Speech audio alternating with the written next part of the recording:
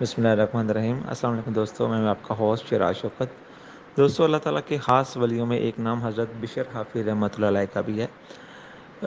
ولی ہونے سے پہلے آپ شرابی تھے۔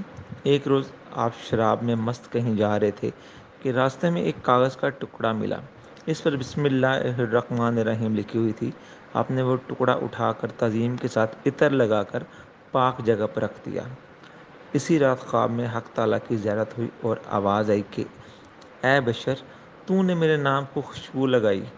میری عزت و جلال کی قسم، میں تیرے نام کی مہک دنیا و آخرت میں پھیلا دوں گا۔ یہاں تک کہ کوئی تیرا نام سنے گا تو اسے دلی راحت ملے گی۔ آپ رحمۃ اللہ علیہ نے اپنی آزاد روش سے توبہ کی اور اللہ تعالیٰ کی محبت میں اس قدر محو ہو گئے کہ پاؤں میں جوتی پہننے کا بھی ہوش نہ رہتا۔ اسی وجہ سے آپ حافی کہلائے۔